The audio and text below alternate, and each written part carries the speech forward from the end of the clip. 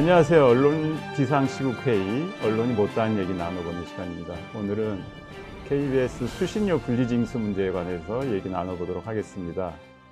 오늘 도움 말씀 주실 분들은 양승동 전 KBS 사장님, 그리고 김창룡 한국과학종합대학원 석좌 교수님 나오셨습니다. 고맙습니다. 네, 안녕하세요.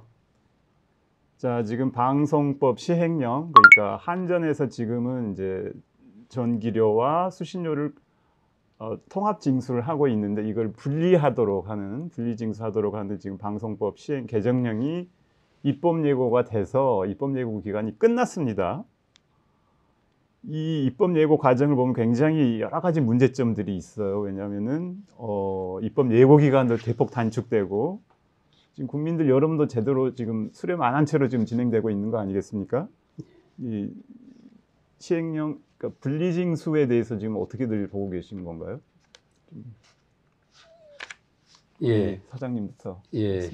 일단 분리징수가 됐을 경우에 KBS가 일단 재정적으로 아주 심각한 타격을 받게 됩니다. 지금 KBS 현재 1년 예산이 한 1조 5천억 정도 되는데 한 3분의 1 정도가 이렇게 날아가 버리는, 그렇게 될 경우에 KBS에 기본적으로 들어가는 그 경직성 경비는 기본적으로 들어가야 될 거고, 이제 앞으로 그 KBS 프로그램들에 굉장한 영향을 미친다. 그러니까 분리징수를 하게 되면은 예. 수신료가 안 거친다는 얘기신 거죠? 그렇죠. 예. 지금 이제 병합 고지로 하면 굉장히 편리하잖아요. 예. 근데 뭐 국민 편의를 위해서 분리고지를 하겠다 이렇게 입법 예고를 했는데, 사실은 따져보면 굉장히 국민 불편을 초래하는 그런 제도라고, 분리징수를 할 경우에 그렇게 된다고 생각을 합니다. 그러면은 지금 입법 예고 기간이 끝나고 이제 의결 절차만 남았는데, 지금 방송위원 지금 3분이지 않습니까? 지금 한상혁 방송위원장이 면직된 상태고, 지금 또 다른 한 분은 이제 대통령 임명을 안고 계신데, 3명으로 이게 지금 의결을 할 수 있는 건가요, 우리 교수님?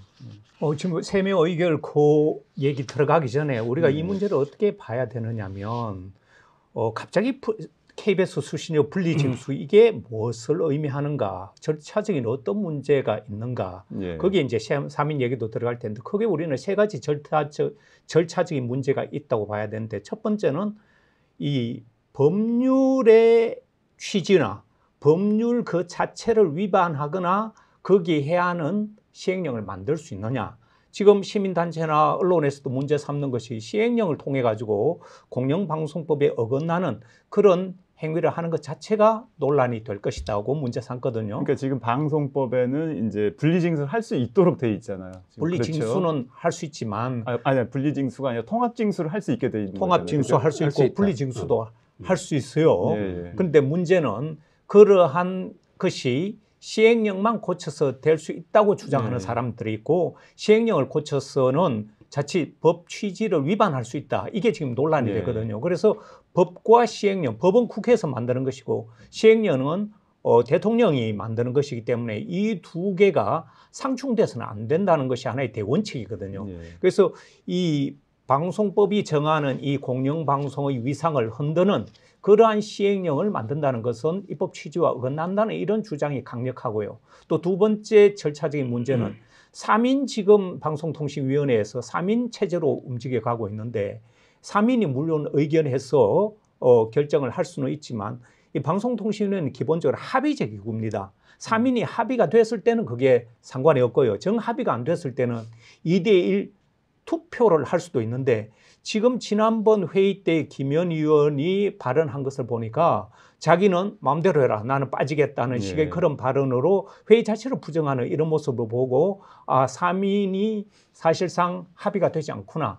그래서 한 사람이 2명으로 할 수도 있는 건가요? 2명으로는 할 수 없게 돼 있고요. 그래서 이게 그럼에도 불구하고 밀어붙이게 되면 또다시 문제가 될 것이고, 마지막 세 번째 하나의 문제는 뭐냐면, 이 절차적 정당성 중에 이런 주요한 국가적 이슈에 대해서는 토론회나 공청회나 이런 걸 반드시 거치게 되어 있습니다. 그런데 우리는 지금 그런 부분이 그 생략돼 있거나 해도 형식적으로 이렇게 돼 있기 때문에 아주 중요한 절차적 정당성을 위배할 가능성이 매우 높아서 독재 사회는 독재자 한마디에 일사천리로 이루어지지만 민주주의 사회란 것은 이런 절차를 조금 더디지만 거쳐서 이루어져야 되고 특히 공영방송의 존재 문제나 수신료 분리 혹은 통합징수 문제는 사회적인 중요 이슈이기 때문에 이런 식으로 진행돼서는 안 된다는 것이 제 입장입니다.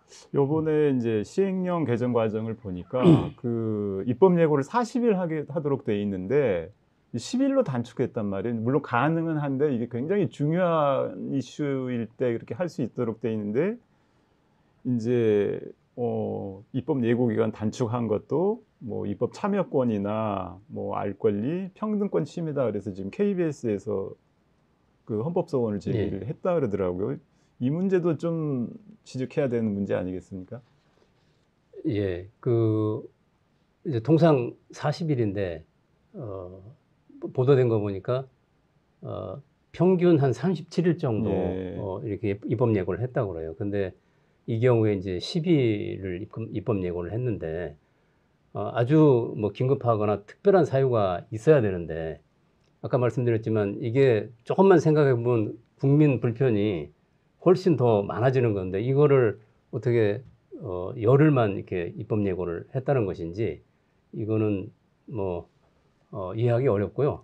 근데 이제 이 입법 예고를 했는데 해서 10일간 의견 수렴을 했는데 이것도 보도가 됐지만 공개된 의견, 비공개 의견이 있는데 비공개 의견도 전부 다 분리징수에 찬성했다 하더라도 반대가 더 많이 나왔다는 그런 보도가 있었잖아요. 그래서 이거는 이제 앞으로 어떻게 반영할지 지금 지켜봐야 될 것 같아요. 방통위에서. 예, 제가 그 차관 회의에 주로 들어가서 그런 시행령 이런 것들을 만드는데 저도 참여를 했었는데요.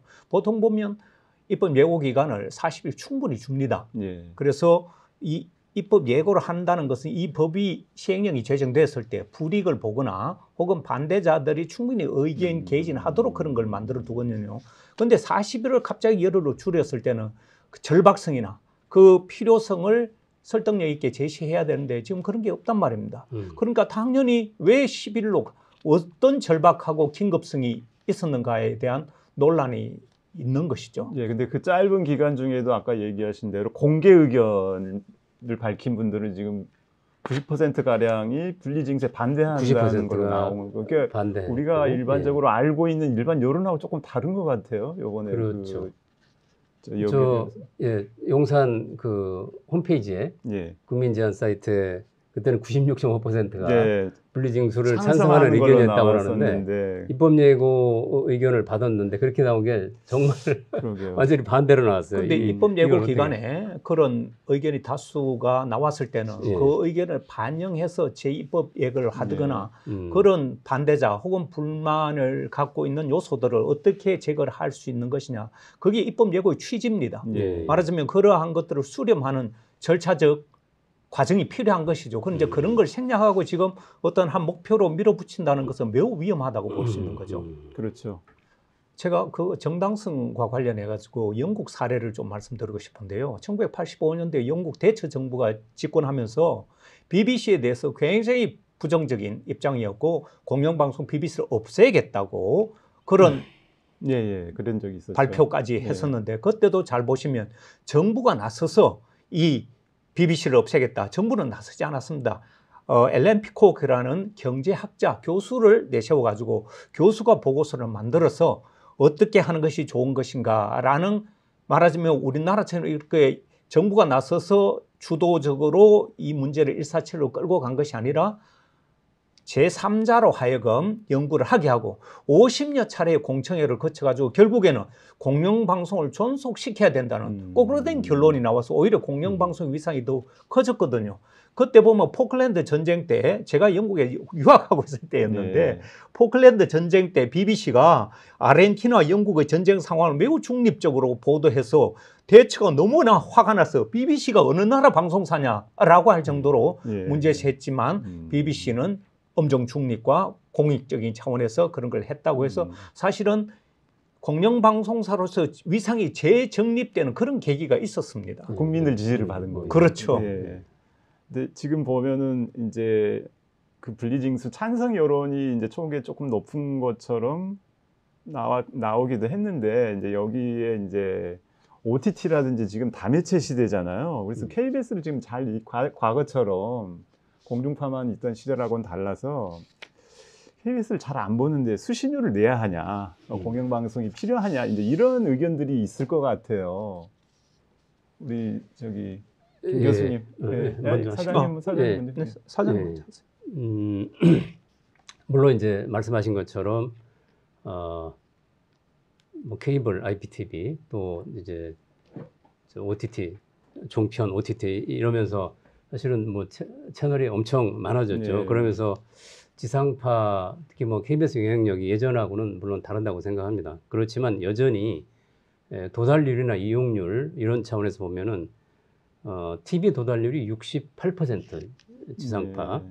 이제 해외 공영방송사보다 높다고 합니다. 도달률이라는 걸 좀 설명해. 이제 TV를 이제 접하는 거죠. 다른 매체하고 비교했을 때 TV를 접할 수 있는 접하는 그 비율 도달률이라고 하는데 이게 68%라고 이렇게 조사가 됐다고 하고 닐슨에서 이제 이용률 조사를 했는데 224개 채널 중에서 1, 2위가 이제 KBS 1, KBS 2 이렇게 나왔었습니다. 그리고 그러니까 204개라는 거는 그 케이블로 전송되는 그 방송 IPTV까지 다 합쳐서 예. 이렇게 조사를 했을 겁니다. 그리고 이제 KBS 일일 하루 시청 시간이 2시간이고 넷플릭스 같은 경우는 이제 한 주에 2시간 정도 이렇게 평균 된다고 합니다.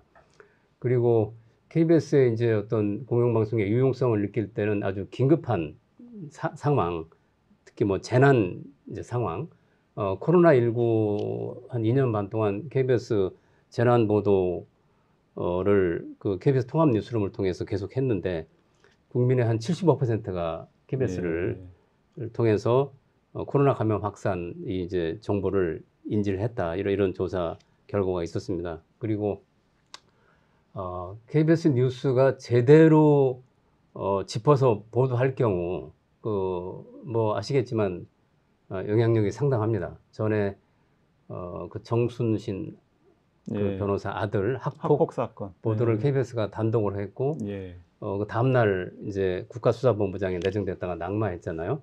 단적인 예로 그런 걸 들을 수 있겠습니다. 그래서 물론 이제 디지털 시대에 맞게 KBS의 어떤 공영방송의 비전을 더 확장을 해야 됩니다. 이게 이제 흔히 우리가 공영 미디어로의 진화 이런 얘기도 하고 또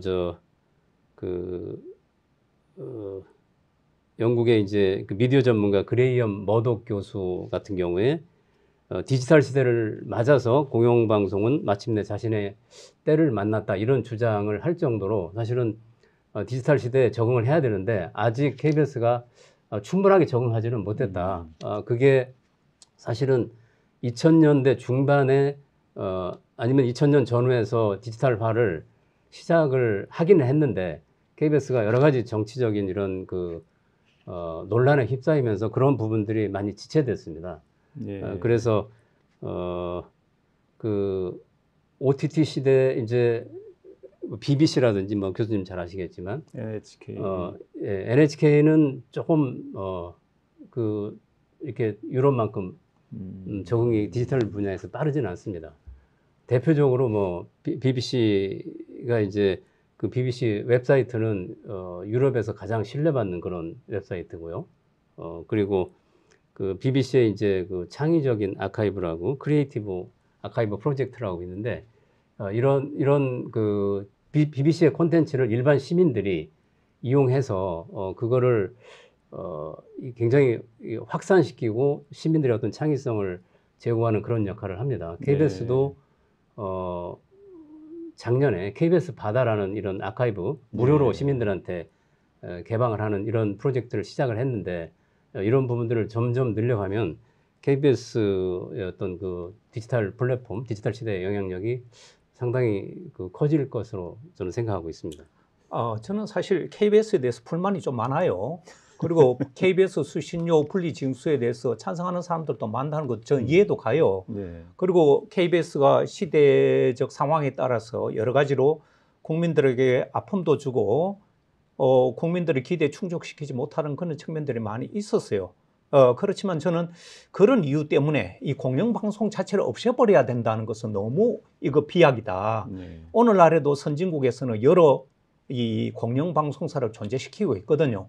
OTT 시대에도 이 공영방송사를 존속시키는 이유가 그 대표적인 공영방송사가 그 나라를 상징하는 것입니다. 영국에서는 3대 이 수출품이라고 얘기할 정도로 3대 수출품은 영국의 영어와 영국의 BBC 방송사, 영국의 대형 박물관 예. 그 중에 하나를 BBC로 꼽을 정도니까 말하자면 선진국이라고 하는 곳에서는 선진화된 공영방송이 존재한다. 그런 차원에서 저는 KBS가 여러 가지로 불만이 있고 좀 문제점이 있다 하더라도 이 상황에서 KBS를 공영방송사 그 자체로 와해시켜버리는 이런 수신료 분리 문제로 흔든다는 것은 그야말로 꼬리가 몸통을 흔들어버리는 그래서 우리가 지금까지 그래도 우리 국민들이 소중히 아껴왔고 신뢰도 연속 4년간 1위를 유지하는 KBS를 이런 상황에서 없애버린다는 것은 너무나 많은 손실이 오기 때문에 이 공영방송 자체를 흔들어서는 안 되고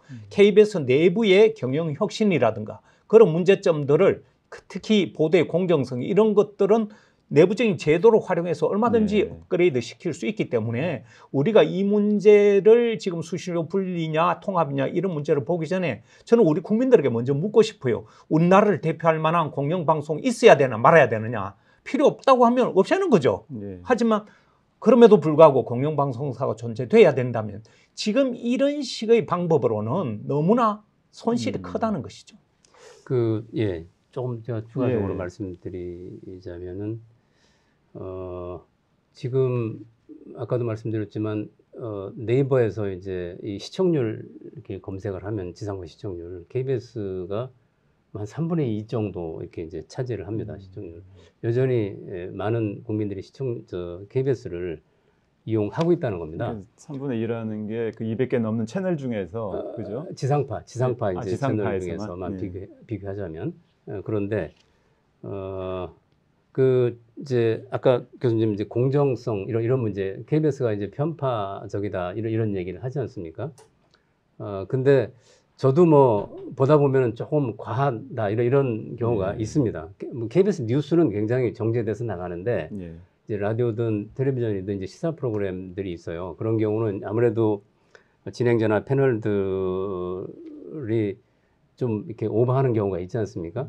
그런 경우에 사실은 KBS 내부에 그런 것들을 이렇게 좀 조율하고 그 문제 제기해서 조정할 수 있는 이 장치들이 여러 개가 있습니다. 그 대표적으로 그 편성위원회라고요. 보도라든지 시사 프로그램을 이제 하는 보도하고 텔레비전하고 라디오에 3개 편성위원회가 있어서 거기서 얼마든지 어떤 직원이든지 아니면 그 제작진이 위에 어떤 압력을 받아서 조금 방향이 이상하게 됐다라든지 이런 경우에 언제든지 문제 제기를 해서 그걸 시정할 수 있고 그 논쟁 그러니까 논의를 할 수가 있습니다. 그리고 거기서 논의가 안 될 경우에 다시 이제 그 노사 간의 그 공정방송위원회로 갈 수도 있고요.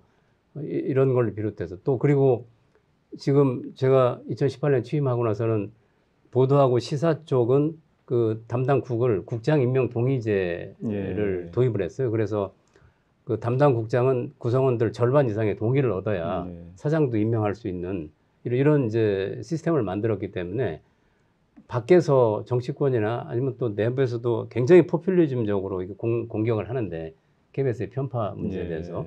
근데 합리적으로 이렇게 그 조율하고 조정하고 또 이의를 제기할 수 있는 장치를 활용하지 않고 이렇게 포퓰리즘적으로 접근하는 것에 대해서 문제가 있다고 생각합니다. 지금 두 분 다 그러니까 지금 그 수신료 분리징수를 정부가 추진하는 게 이게 지금 뭐 편중 보도나 불공정 보도 정부 이런 것 때문에 정부에서 좀 문제 삼아서 추진하는 걸로 보시는 거네요. 국민의 편익이나 공정 이런 문제가 아니라.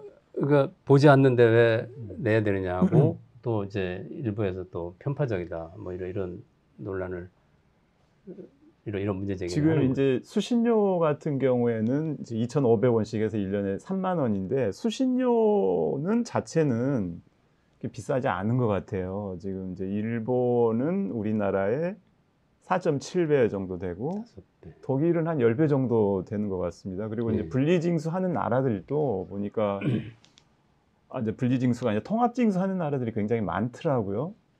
그래서 어쨌든 간에 이 문제는 좀 세계적인 추세랑도 좀 안 맞는 거 아닌가, 좀 약간 그런 생각이 들고요. 지금 KBS 같은 데는 지금 내부에서 지금 사장 퇴진 요구가 있고 좀 약간 혼란스러운 상황인 것 같아요. 어떻게 보고 계신가요? 예, 그 KBS 이제 직능 단체라고요. 노조 말고 협회가 이제 한 10여 개 정도 되는데 4개 협회에서 한번 얼마 전에 사장 퇴진하라 이런 성명을 냈고 PD 협회가 또 찬반 투표를 해서 퇴진 요구가 더 많이 나왔다 이런 이제 발표를 했었고 기자협회는 퇴진해서는 안 된다가 더 많이 나왔습니다. 그리고 이제 그러다 보니까 KBS 또 본부 노조가 이제 과반 대표 노조인데 본부 노조도 좀 흔들리는 게 아닌가 뭐 이런 이제 우려도 있고 한데 제가 사실은 이제 PD 출신이어서 PD 협회 움직임을 쭉 지켜봤는데 수치는 그렇게 나왔는데 그러나 이제 그 조사를 하면서 댓글들 자기 주관식 의견을 쭉 이제 보냈더라고요. 그것도 제가 한 받아서 한 220개 정도 쭉 읽어봤는데 물론 이 분리징수 문제에 대해서 사장과 경영진이 조금 기민하게 대응하지 못한 게 좀 있습니다. 근데 제가 볼 때 누가 사장이 되더라도 정부가 이렇게 폭압적으로 막 이렇게 폭풍처럼 밀어붙이는데 사장과 경영진이 대응하기가 쉽지 않았을 거라고 생각을 해요. 이 문제를 잘 보시면 이 집권당에서 사실 대통령 선거 과정에서도 벌써 사정을 바꾼다면 한다 그 얘기가 많이 있었고요. 수신료 분리 문제가 나오는데 왜 갑자기 사장을 바꿔야 된다. 심지어 구성원들까지 저런 투표를 한 자체가 매우 건전한 방식이 아니라는 거죠. 수신료 분리 문제와 사장을 그만두고 왜 이게 연동시키느냐면 바로 정치적인 의도대로 수신료 문제를 건드리면 KBS 내부가 동요할 것이고 그렇게 되면 자연스럽게 사장을 물러나게 하는 그런 것을 이미 예상된 문제인데 저는 이렇게 되면 공영방송사 사장은 정권이 바뀔 때마다 바뀌고 그게 하나의 전통이 되어버리면 저는 우리 공영방송사 망친다고 생각하고요. 저는 이 구성원들조차도 왜 이런데 자기의 사장을 스스로 흔드는지 저는 이해가 안 갑니다. 수신료 분리 문제에 집중해야 되지. 그 분리할 것인지 통합할 것인지 그 문제가 아니라 갑자기 사장 통합은 그야말로 정치권에서 기대하는 잘 보시면 아시겠지만 공영방송은 정권이 바뀌든 안 바뀌든 여든 야든 이게 자기네의 승리 전리품이 아닙니다. 국민의 것이에요. 그렇기 때문에 공영방송사 사장의 그 임기는 지켜지는 것이 굉장히 중요하고 특별한 어떤 문제가 없는 한 정치적 외부 요인으로 해서 사장이 바뀌면 또다시 낙하산 사장해서 엄청난 소용돌이 속에 들어갈 것이고 저는 이 KBS라는 공영방송이 내부에 문제가 있든 없든 이런 식으로 외부가 흔들어서 특히 정치권이 흔들어서 KBS 위상을 추락시키는 것은 사장을 또 중간에 바꾸는 것은 우리들의 손실이라고 저는 생각합니다. 그래서 아까 말씀드렸던 것처럼 이제 PD들이 주관식으로 이렇게 쭉 그 의견 올린 걸 보니까 내부적으로 뭐 좀 문제가 있을 수 있어요. 그래서 좀 감정적인 그런 게 좀 섞여 있는 것 같던데 그러나 사장을 퇴진하라고 하지만 그러나 여전히 정권에서 방송 장악을 하려고 하는 게 아니냐 이런 위기감들은 많이 갖고 있어요. 내부적으로요. 그래서 그리고 이제 그래서 제가 볼 때 본부 노조, 과반 대표 노조가 이제 유지가 되는 게 굉장히 중요한데 그렇게 인식들을 하고 있기 때문에 그렇게 크게 흔들리지는 않지 않을까 저는 그렇게 보고요. 정권이 바뀌어도 공영방송을 흔들면 안 된다. 그런 얘기신 거죠. 저는 꼭 그 말씀대로 강조하고 싶은 게 있는데요. 정권이 바뀌면 예. 어느 정권이든 방송사를 특히 공영방송사 신뢰도 높은 공영방송을 내 편, 나의 친구로 만들려는 그런 시도 예. 홍보수석실이나 방송통신위원회를 통해서 어떤 형태로든 내 편으로 만들려는 시도는 어느 정부에나 있는 법입니다. 자, 그럴 때 공영방송사 구성원들이 어떤 태도를 보여야 될 것이냐. 공영방송사가 외부의 이런 압박이나 외부의 이런 유혹에 내부 구성원들이 먼저 흔들려가지고 투표를 해서 내보내자 말자. 저는 이런 언론 자유는 언론인 스스로 지키려는 의식이 있어야지 투표 몇 프로 더 높다, 낮다 해가지고 사장을 내본 그 취지가 뭐야? 수신료 분리 문제가 사장이 지금 문제 제기한 것이 아니라 정치권에 던진 문제잖아요. 그렇죠. 그래서 네. 저는 언론인들 왜 스스로 중심을 못 잡고 언론 자유는 누가 지켜주나?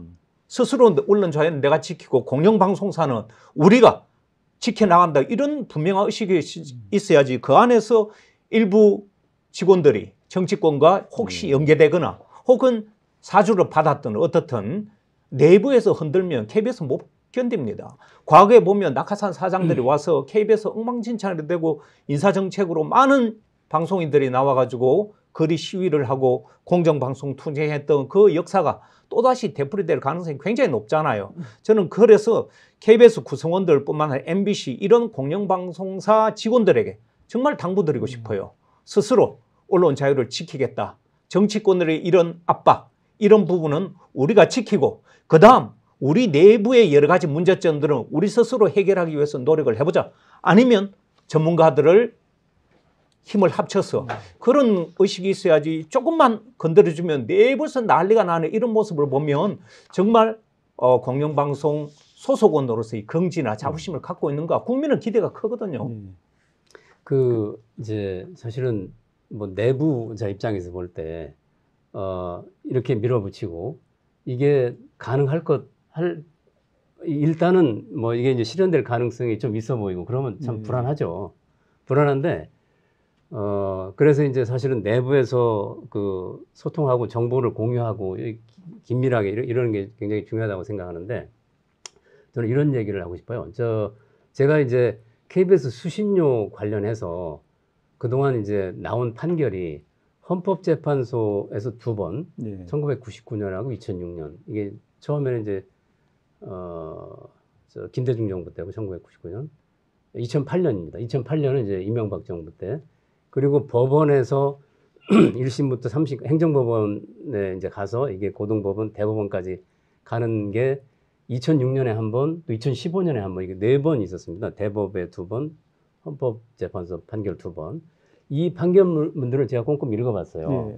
읽어봤는데 준비를 많이 하셨군요. 예, 수신료 분리 이제 병합고지, 분리징수 이런 게 다 나와요, 이슈들이.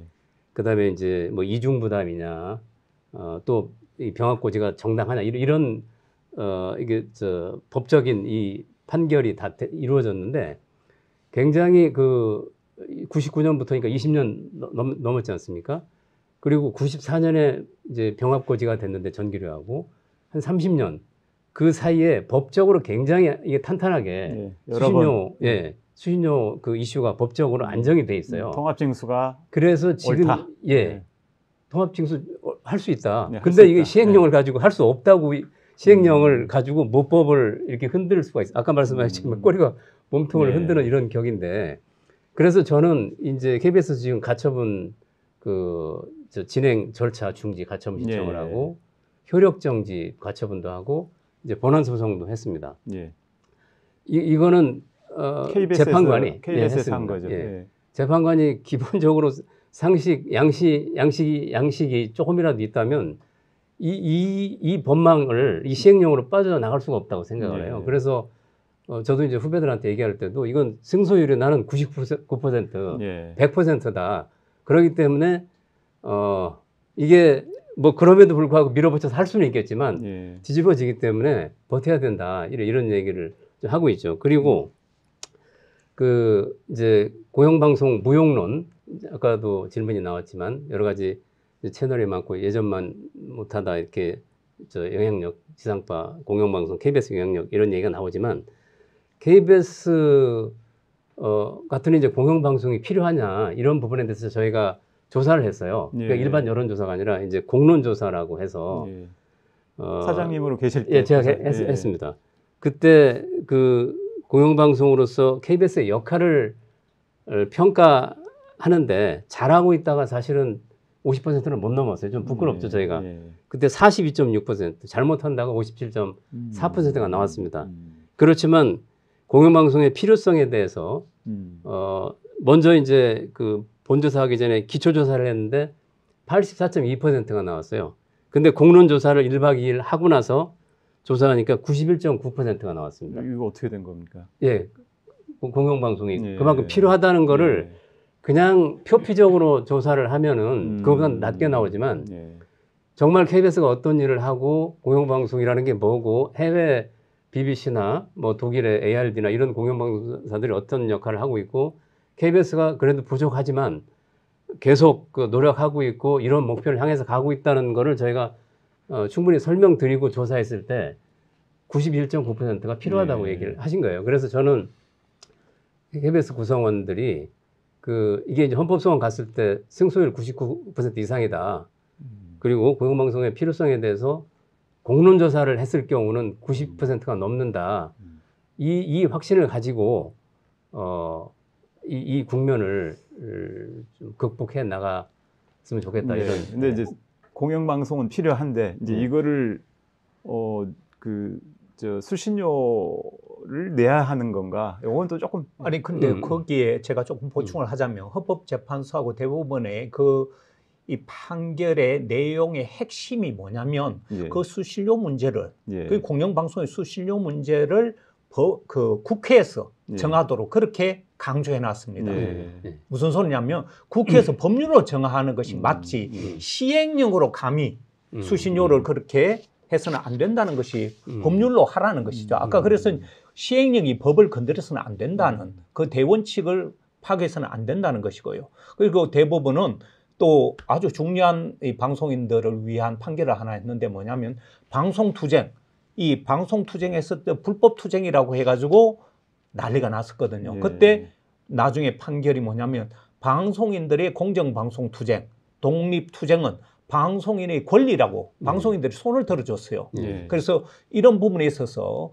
방송 주권을 지키기 위한 방송인들의 투쟁은 방송인들의 권리라는 이런 부분을 분명하게 명시했기 때문에 그런 부분은 방송인들이 좀 더 자신감을 갖고 법의 뒷받침으로 이런 부당한 압력이나 부당한 인사에 대해서는 우리의 방송 주권을 지키기 위해서 필요하면 시위도 할 수 있다는 그런 법적 토대가 된 것이죠. 예. 이 좀 흥미있는 거 하나. 그러니까 네. 99년에 헌법재판소에서 수신료 징수가 조세 법률주의에 위반된다고 해서 이제 헌법재판소에 유의헌 제청 심판 신청을 했어요. 예. 근데 이때 이제 이게 수신료 부과 처분의 근거가 지금은 이제 통합방송법인데 그때 99년에는 한국방송공사법이었는데 이게 35조하고 36조 1항이 헌법상의 조세 법률주의를 위반했다 해서 이제 소송을 한 거예요. 예. 짧게 요약을 해주셨습니다. 예. 그래서 이게 이제 그 36조 제1항이 KBS 이사회가 수신료 금액을 결정하고 공보처 장관이 승인하도록 돼 있었습니다. 예. 지금은 이제 이게 국회에서 승인으로 바뀌었는데 이때 이제 그 헌법재판소에서 판결할 때 이게 위반이다 이렇게 판결했어요. 예. 조세 법률주의에 이 법이 한국방송공사법 35조와 36조가 위반이다 이렇게 이제 판결을 했는데 그렇게 판결하면서도 이거를 바로 효력을 정지시키지 않았어요. 예. 이게 이제 그 공보처 장관 이게 이 수신료가 국민의 어떤 기본권에 속하기 때문에 국회에서 입법으로 해야 된다. 예. 행정부의 이제 공보처 장관이 이걸 승인할 수 없다. 이 판결을 했는데 근데 그때 이제 그러면서 어떻게 판결했냐면 그런데 지금 즉시 이 법조항 효력을 상실시키게 될 경우에 KBS 재정에 심각한 타격을 주기 때문에 유보하는 판결을 해요. 예. 그래서 요건 제가 한번 읽어드렸으면 좋겠는데 예. 좀 흥미있습니다. 예. 한국방송공사법 제36조 1항 이게 이제 아까 수신료 금액을 이사회가 의결하고 공보처 장관이 승인한다. 이제 요 조항이 헌법에 위반된다면 단순 위헌 결정을 하여 바로 그 효력을 정지시키는 것이 원칙이겠으나 이 법률 조항에 대하여 당장 그 효력을 상실시킬 때에는 공사의 공영방송에 심각한 타격을 주게 된다. 최근 5년간 징수된 수신료는 연평균 4,432억 원이고 이는 공사 연평균 전체 수입의 약 40%에 해당하는 금액이라고 한다. 지금은 이제 45%입니다. 그 당시에는 40%였어요. 이와 같이 수신료가 공사의 재정에 차지하고 있는 비중은 절대적인 것이어서 수신료 수입이 끊어진다면 공사의 방송 사업은 당장 존폐 위기에 처하게 될 것이고 그러한 사태는 우리 사회에 적지 않은 파장을 미치게 되면 물론 방송의 자유와 국민의 알 권리도 사실상 심각한 훼손을 입게 된 것이다. 따라서 이 법 제36조 1항에 대해 단순 위헌 결정을 함으로써 바로 그 효력을 상실하게 되는 대신에 헌법 불합치 결정을 하고 빠른 시일 내에 헌법 위반 상태의 제거를 위한 입법을 촉구하되 그때까지는 이 조항의 효력이 지속되도록 하는 바이다. 이래서 이제 이게 사실은 KBS하고 KBS 공적 재원인 수신료에 대해서 아주 그 엄중하게 이렇게 언급을 해준 겁니다. 그래서 이제 이때 국회가 그해 말인 99년 12월 30일 시한으로 개정을 하라고 그랬어요. 그래서 어떻게 됐냐면 그 시한 3일 전인 99년 12월 28일에 국회가 이때 이제 통합방송법을 통과시키는데 여기에 이 조항을 바꿉니다. 그렇게 해서 수신료 금액을 국회가 이렇게 승인하는 것으로 변경됐다. 이런 말씀을 드리겠습니다. 하여튼 뭐 이게 이제 앞으로 헌법 소송 과정에서 이런 논리가 적용이 될 거라고 저는 봅니다. 아무튼 수신료가 공영방송을 지키는데 꼭 필요하다. 그리고 공영방송을 지키는데 공영방송 내부의 직원들도 수호 노력이 필요하다. 두 분들 얘기하신 거고요. 지금 수신료 인상도 여러 차례 시도를 했었는데 뭐 억대 뭐 연봉자들이 너무 많다, 뭐 일하는 보직 없는 사람들이 많다 이런 얘기들이 좀 있었지 않습니까? 예. 그래서 뭐 구조조정 필요성도 제기를 하고 그러는데 사장님이 좀 간단하게 거기에 대해서 좀 견해가 있으시면.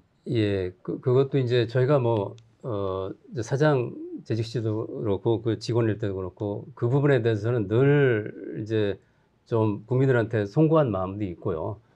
그러다 보니까 그 프레임을 벗어나고 정말 효율적이 되기 위해서 무수히 노력을 합니다.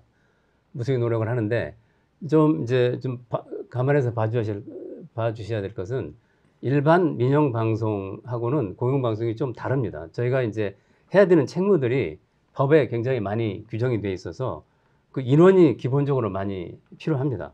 그러다 보니까 공영 방송사들이 대체로 인건비 비중이 높아요. 독일에 이제 ARD라고 있습니다. 여기가 KBS하고 비슷합니다. 관영, 예. 공영방송사죠. 예, 공영방송, 독일에. 예. 예. 그 KBS가 지금 한 32, 3, 독일 ARD도 그 정도 돼요. BBC는 그거보다 좀 낮습니다. 제가 사실은 재임 중에 32, 3이라는. 그 인건비 비중, 인건비 전체 비중. 예산 중에서 예. 인건비 비중이 그 인건비 비중이 높다. 이제 이 얘기를 또 국회에서도 예. 이제 많이 지적을 하죠. 그런 부분이 있고 또 이제 억대 연봉자가 사실은 KBS가 과거에 이제 올림픽 방송을 하고 또 이렇게 위성 방송을 국제 방송을 예. 하면서 인원을 많이 뽑았어요. 그러다 보니까 그 인원이 좀 그런데 이제 예산이 부족하니까 예. 인원을 줄여야 되는데 신입 사원을 못 뽑는 거예요. 이게 인건비가 좀 많이 들어가다 보니까 고급 인력을 뽑는데 돈을 쓰느라고 그런 얘기신 거죠? 아니죠. 이제 연차가 이렇게 예. 길어지면은 예. 늘어나면은 임금이 계속 올라갈 거 아닙니까? 그런데 이제 지금 그 고연봉자들이 계속 나가고 있어요. 예.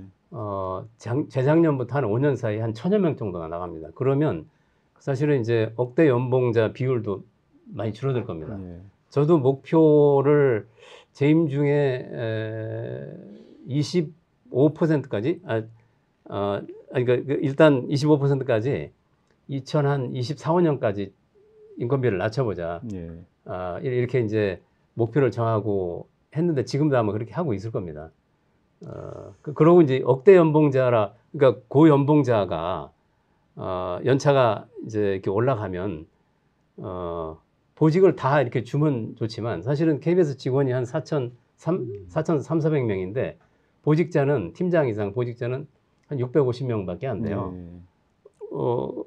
그러고 나머지는 다 이제 평직원인데 그 평직원들이 일이 없는 게 아닙니다. 다 일을 해요. PD는 프로그램을 제작하고 아나운서는 나와서 진행을 하고 기자 또 그 해설위원실에서 이제 해설 내지는 뭐 또 팩트 체크 뭐 이런 기능을 하고 다 하거든요. 맞습니다. 다 신문사 논설위원도 이제 논설을 쓰죠. 예, 논설을 쓰시잖아요. 그런 것처럼. 알겠습니다. 그래서 그런 좀 오해가 있습니다. 저는 뭐 양 사장님 말씀은 KBS 사장으로서 얼마나 노력했는가 그런 부분 고심이 컸다 그런 점은 이해하지만 외부에서 보는 시각은 또 좀 다릅니다.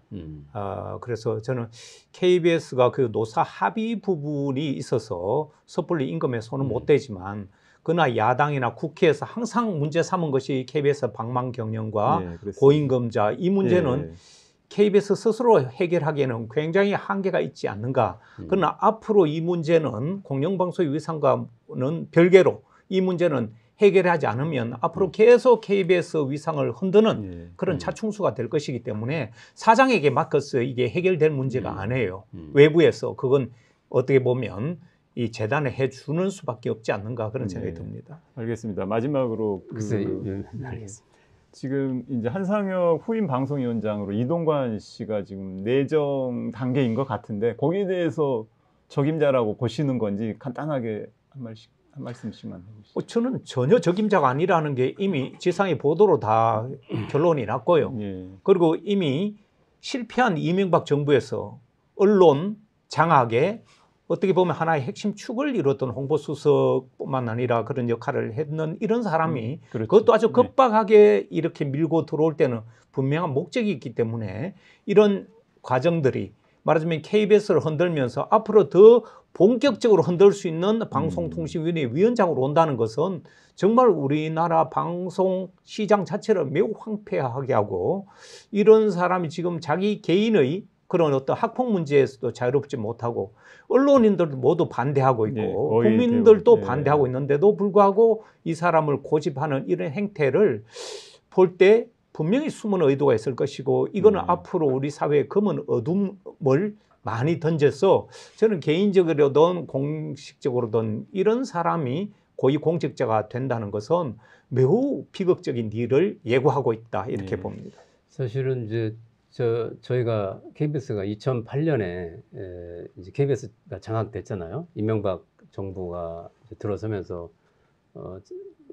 KBS 방송 장악이 되고 정현주 사장이 이제 임기 못 채우고 쫓겨 뭐 강제로 해임이 되지 않았습니까? 그때 그 선봉에 섰던 분이에요. 그러고 그때 이제 청와대 대변인 홍보수석을 했고 나중에 국정원 이제 정상화위원회에서 그 자료가 다 나왔고 나중에 재판을 받았는데 그때 국정원의 그 자료에 홍보수석실에서 지시를 했다. 요청해서 이 자료를 만들어서 보고한다. 이런 게 다 나와 있지 않습니까? 어제 뭐 경향신문에서도 보도가 됐지만 일면에 사실은 이제 저희가 그 과거에 파업 중에 2017년에도 뭐 그 본번호조에서 그 자료를 입수했었고 해서 이런 분을 다시 이제 방송통신위원장 이런 기본적으로 말씀하셨지만 합의제 기구고 좀 일단 기본적으로 중립성이 좀 담보가 돼야지 않습니까? 근데 지금 특보를 하고 있고 2008년에 그 언론 장악을 하고 또 결국 실패했고 그리고 그때 뭐 사전 대책회의에서 나중에 또 그 폭로도 되고 하지 않았습니까? 국정원 직원하고 이동관 대변인하고 뭐 그때 그 당시 한나라당 대표가 같이 사전 대책회의를 해서 KBS 사장 선임에 개입을 하고 그 공공연하게 이런 모습들이 다 드러났는데 이런 분을 다시 방통위원장으로 내정을 해놓고 임명을 하려고 한다는 것은 다시 언론 장악 아니냐. 이건 저항을 불러일으킬 게 뻔하고 결국 실패할 거다 저는 이렇게 봅니다. 공영방송은 꼭 필요하다. 분리징수는 법원에서 결국에는 좌절될 것이다. 그런 얘기들인 것 같습니다. 오늘 말씀 잘 들었고 두 분 다 오늘 수고하셨습니다. 여기서 마치겠습니다. 감사합니다.